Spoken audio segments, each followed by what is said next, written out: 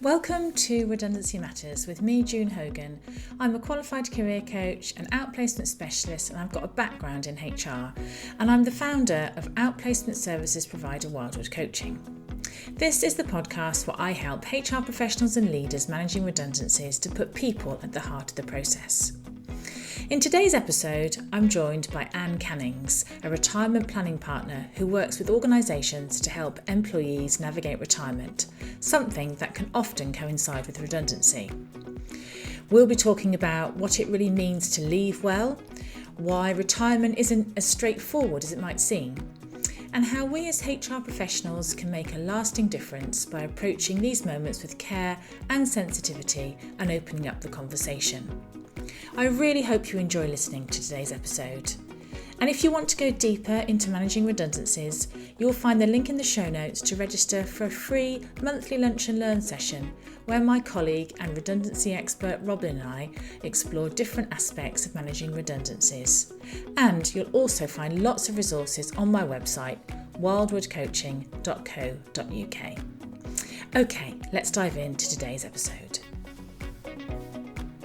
Welcome to today's episode of Redundancy Matters. I'm delighted to be joined by Anne Cannings, who is a retirement planning partner from Retirement Pathways. Really nice to see you today, Anne, and thanks for joining me. Oh, thank you, June. Thanks for inviting me. Yeah, it's going to be a great conversation. And so I'd just like you to introduce yourself and tell the listeners about you and your background and what you do now. Okay, thanks, June. Well, what I do now is I help people retire successfully. So working with people, typically 50, 55 plus, planning the next part of their lives and seeing that through to succession. My background for the bulk of my career has been in leadership and management development. I have an HR background, so I'm very familiar with redundancy programs and all sorts of personal change and career development as well. Wonderful. And so why does redundancy matter to you then? I think redundancy matters on two levels. On one level, you're dealing with a human being, and it's an enormous impact emotionally, physically, financially on a human being. And we need to be treating people with compassion, with a helpful mindset, and helping them deal with the situation. So that's the first one. The second one is redundancy. Most people later on will tell you, strangely, oh, it's one of the best things that ever happened to me. It's an opportunity for people to reassess and reinvent their lives. And typically people do move forward. They don't do that on their own. Yeah, it's the benefit of hindsight, and I've been through redundancy a couple of times, and I probably wouldn't be doing what I was doing now if I hadn't been through that. But when you're in the thick of it at the time, that's very difficult to have that perspective. So having that support is, as you say, is hugely important. So you work with people who are in that transition in their career. They're either contemplating retirement, exploring what it might mean, thinking about it. I guess they can be at all different stages. And something that I used to hear in my HR career, and I sometimes hear now when I'm working with clients who are managing redundancies, they'll say, oh, well, don't worry about so-and-so and so-and-so, they'll just retire. So they won't need support. So you don't worry about them. Outplacement won't be appropriate, which probably wouldn't be in its traditional sense. But tell me about this notion of when people say, oh, they'll just retire. They'll just retire. And I think that comes from a narrative that we've all grown up with, which is it's this reward at the end of a long, busy life. It's one long holiday. It's going to be easy. It's a breeze. What could be easier than not having to wake up to the alarm clock? Da, da, da. The reality is, and we know this from endless amounts of research, and we know it from our own clients, is that redundancy is a major life transition.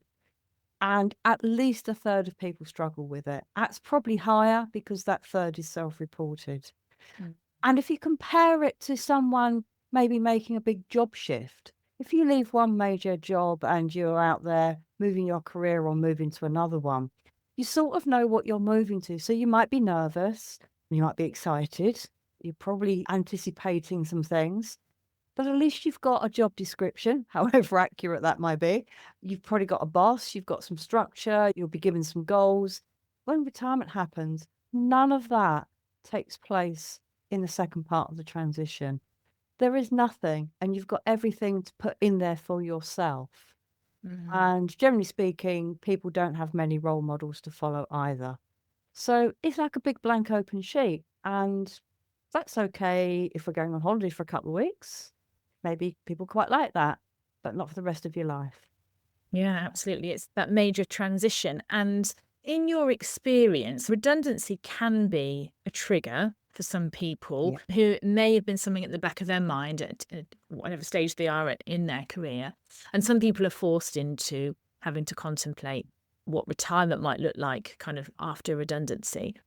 What are some of the things that people maybe struggle with when they're forced into that situation, would you say? When redundancy hits and all of a sudden it's like, oh, actually, what do I do now? Yeah. And that's one of the things is everyone lots of people say, "Oh, I'm never going to retire," and life has a way of retiring you sometimes. So those inflection points where suddenly a job you were planning to do for maybe even the next 5 years, maybe longer, suddenly that's all taken away from you and you're forced to reevaluate. And that's a point at which people can feel just completely lost. And so being able to just take stock of where you are, I think there's definitely an emphasis organizations need to help people leave work well.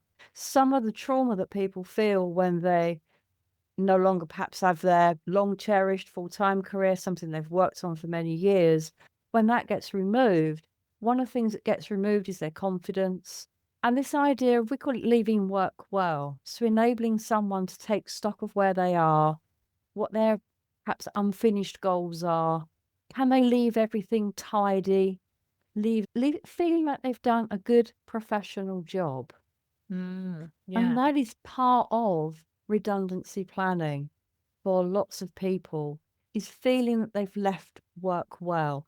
And if they are moving into a retirement scenario, actually being able to have the discussions, what does that look like for you? Mm. And for many people now, it means perhaps running their own business, going into consultancy, that we've got the rise of fractional work where people take the profession and do it 1, 2 days a week. Some contracting, although IR35 makes that difficult now. There are number of different ways of doing this, and some people just want actually a clean break as well.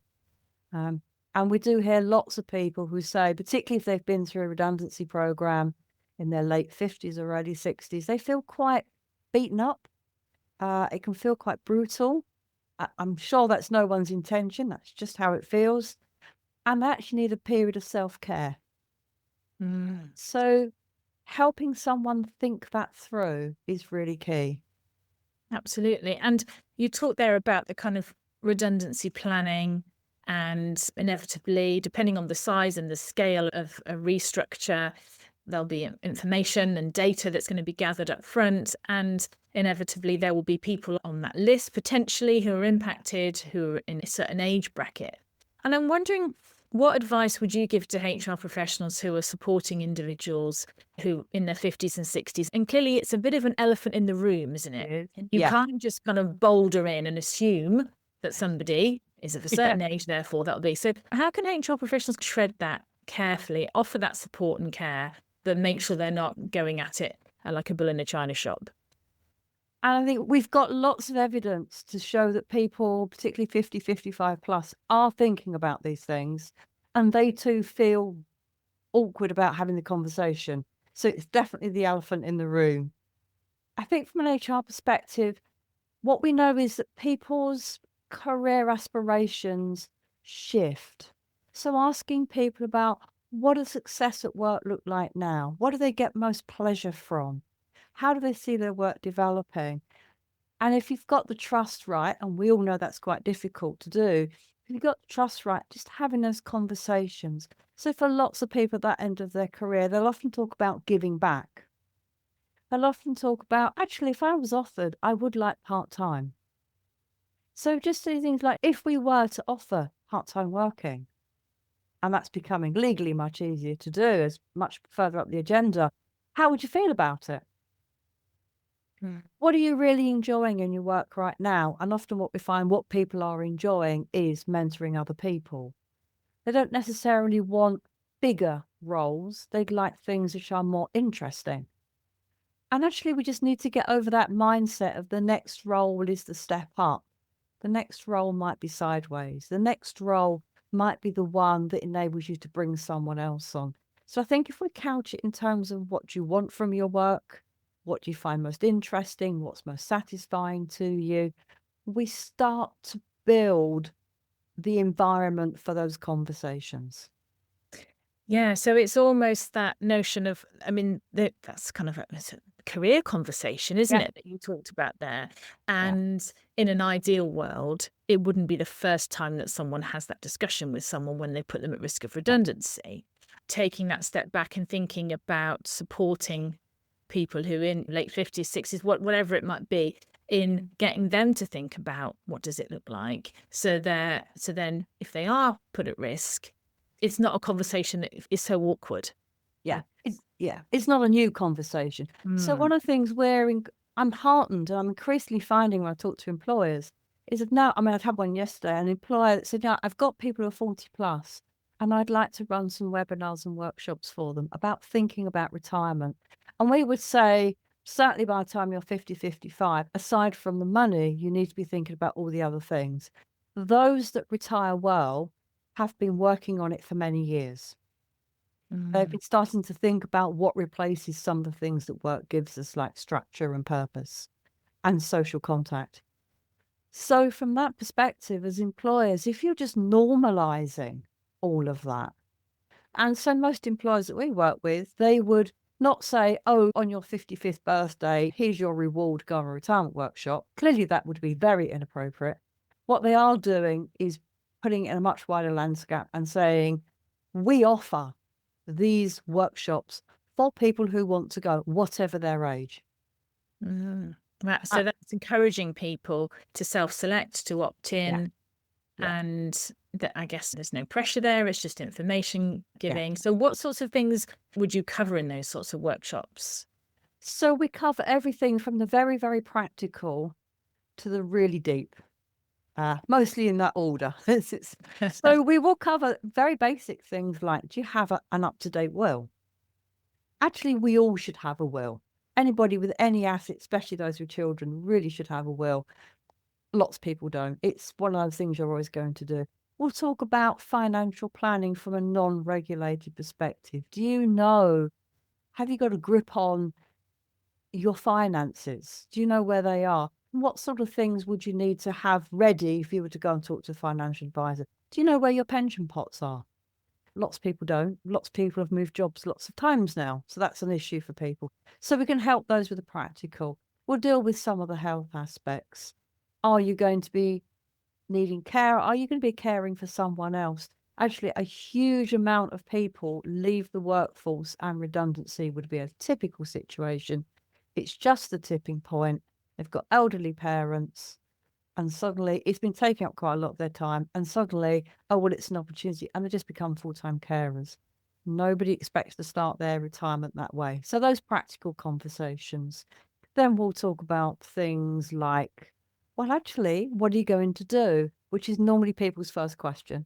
The importance of structure, the importance of purpose, the fact that being busy and being fulfilled are not the same thing.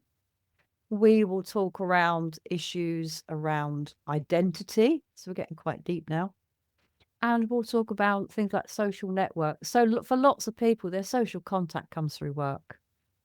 And particularly in a redundancy situation, those who are at risk and facing redundancy, and those terrible scenarios where they're all put in a room together and everybody else, the survivors, as I tend to think of them, they're put somewhere else. And they get like this mentality, oh, we'll all keep in contact. Now they're supporting each other, but the reality is we very rarely keep up with the bulk of people we worked with because we just lose what we have in common. As you move into retirement, how are you going to replace that? Yeah. And we need to replace it because loneliness in older age is a huge issue. It's also a significant contributor to dementia. Mm. We're not sure why that's on the rise, but it definitely is. And loneliness is probably one of them. And doom scrolling your phone just doesn't count as social contact these days. So, Yeah. so there's lots of things for us to cover to get people thinking. And the people that do it well are the people who suddenly realize how much social contact comes through work and start to create strategies outside of work to deal with that, for example. Yeah, that sounds hugely beneficial, as you say, as a kind of option for people at sort of different stages, but also an option for an organisation to bring in to complement outplacement support, Yeah. which is for those people who are looking to move on and do, Yeah. or need or want to do another job, and having that option to thinking about retirement. And so, in terms of this notion of leaving well, you've mentioned that a few times, and it's something that I support people with as well, in terms of thinking about, well, how do you as an individual want to leave? Saying those goodbyes, as you say, making sure that you're going to keep in touch with some people, and acknowledging that with some people that those relationships will fade, and that's okay. But there'll be people that you'll want to connect with, finishing projects, that kind of thing. So for somebody who is going to retire as a result of redundancy, so maybe they haven't a huge amount of time to plan and prepare, and as a HR professional, you want to support them as best you can, what would be some of the things that you would suggest that the HR professional needs to be suggesting to them or guiding them or trying to coach the individual to make sure they leave well? Yeah. It's things like being realistic about all the projects they've got on, for example. And lots of people will want to finish everything, but actually the time span won't be there. So what are the suitable points at which to let something go? Who should they be handing things on to? And getting the line manager involved in that conversation as well. And often there's a little bit of reality that needs to creep in there because maybe it's a 2 to 3 year project and they're only going to be seeing the next few weeks maybe. So how can they leave that? What can they be doing that makes someone feel they've done their bit for it? Mm. Um, how do they want people to know about their moving on? What's the language that needs to be used? How widely should something be shared? What should be publicised or not? So giving people as much control as we can. And again, I think the line manager, so it's a 3-part conversation maybe, is really key there. And sometimes I know from my HR background, a lot of our work is coaching managers to have these conversations. Mm. And it's enabling the person to feel they've done their best. They can leave without dragging it with them. I mean, so many people 10 years after they've left work who are still telling me about what they did. And that's, the language is a sign of they're still living, they're still identifying with that, and they're still carrying it with them. Mm. Sometimes for us, when we work with people, it's just identifying when they use we and they. So watching people's language can be very interesting there. Obviously, for an HR person, it would still be we're doing this. And encouraging them to say, I am doing this to finish. I am doing this to hand on. And gently coaxing people to let go of stuff that, with the best will in the world, they are not going to be part of. It is going to be handed on. And of course, the brutal truth is that most people want to leave a legacy. And I speak to someone the other day and they said, oh, I went back 18 months later. I went to see people, with some social contact. And I mentioned some project they'd been on and everybody sort of looked at me blankly and said, well, we don't do that anymore.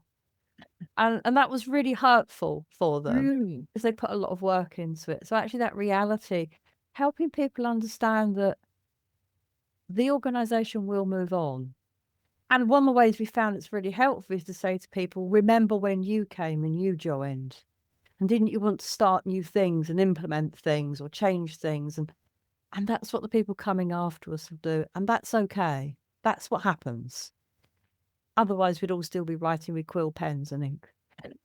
Life wouldn't move on. So I think from HR's perspective, it's gently encouraging those conversations and ensuring people aren't just focusing on the leaving, that they are focusing on the moving forward. If some outplacement is appropriate, maybe it's much more around, do they want to do some consultancy work?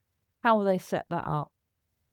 So that outplacement work might be around being self-employed, for example, rather than perhaps coaching for an interview and CV preparation types of things. Absolutely.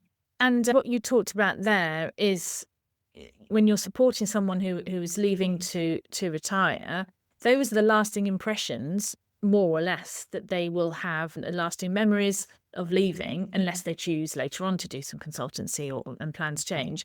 So just listening to what you said there, it's really important to, as you say, it's not HR's job necessarily to do that. The line manager needs to take the lead, but making sure that there is that care and that attention and that support for someone, because I'm guessing that helps them then to move forward with whatever is next. Yeah.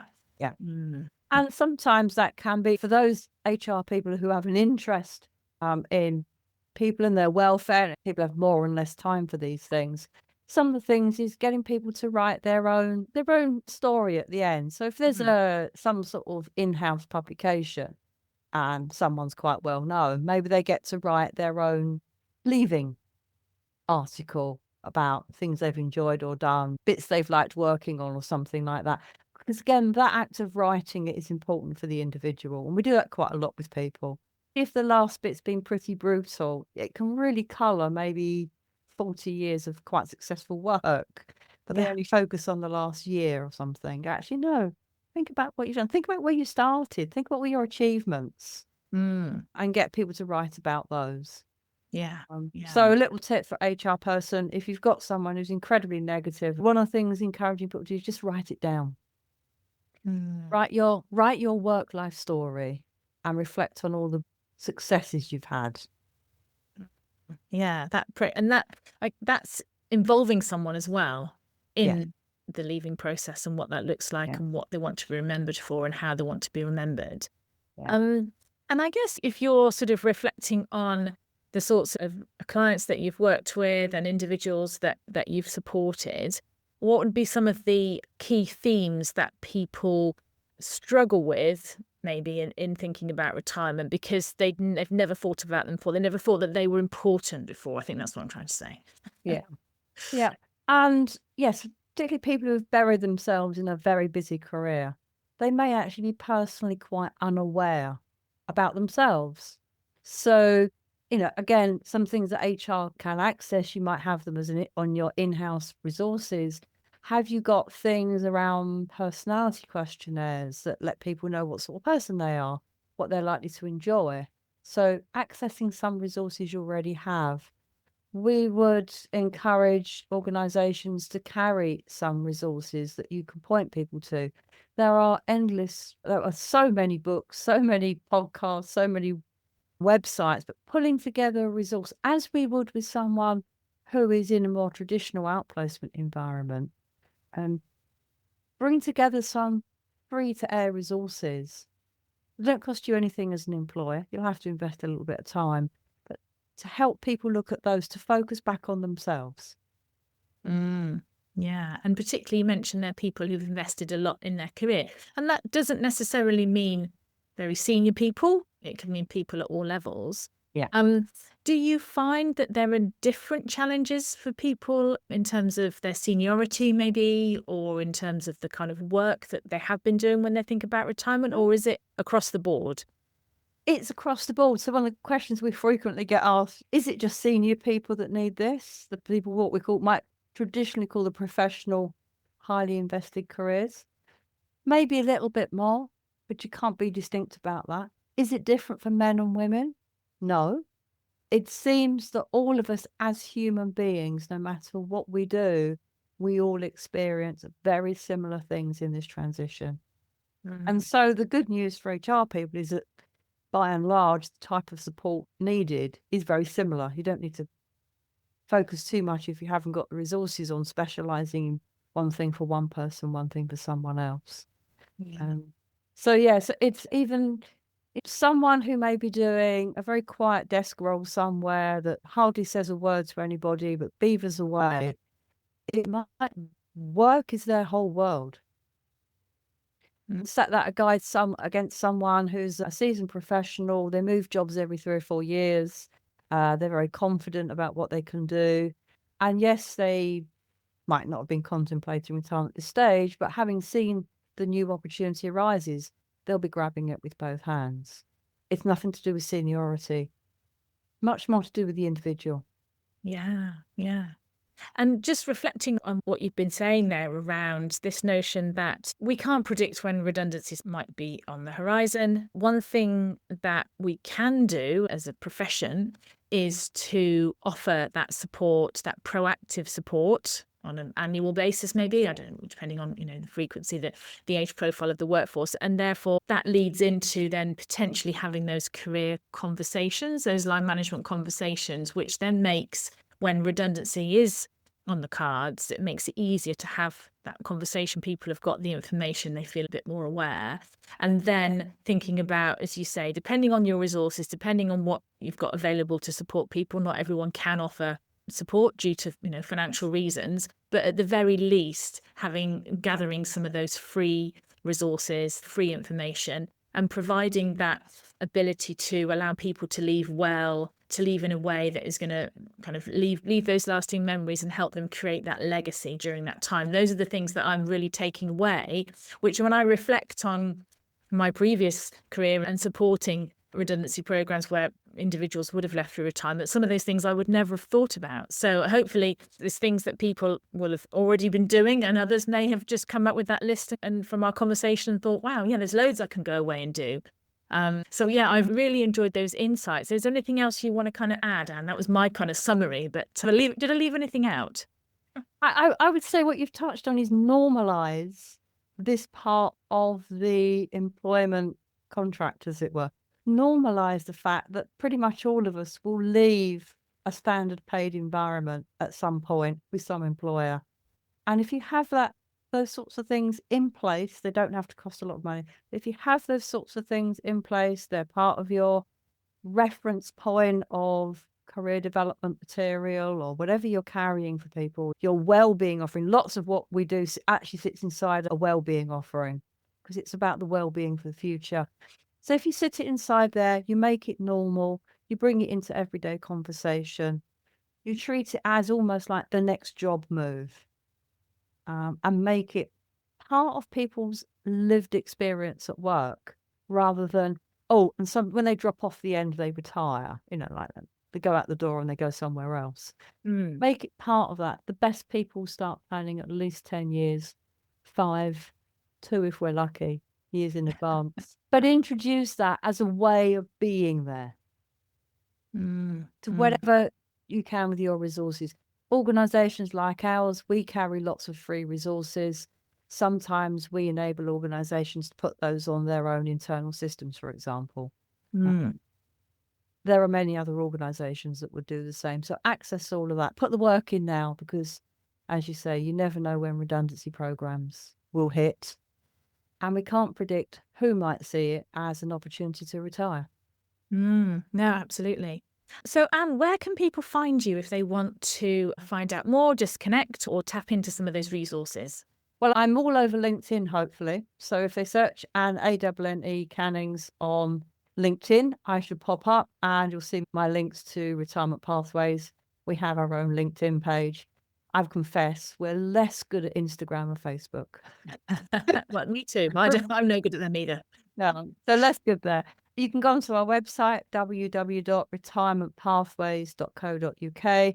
We carry increasing amounts of resources on there. So we write blogs. We are now putting other people's work on there. We have free newsletters. We do online drop-in conversations. We can signpost lots of other resources. We have all the government websites and many other people's. There are a squillion books. If you go onto Amazon and type retirement, in fact, the problem is rather too many. We list what we think are the best ones, but we're having to update that almost daily. So come and find us on the web. Come and find us on LinkedIn. Just Google us. We're bound to be out there somewhere.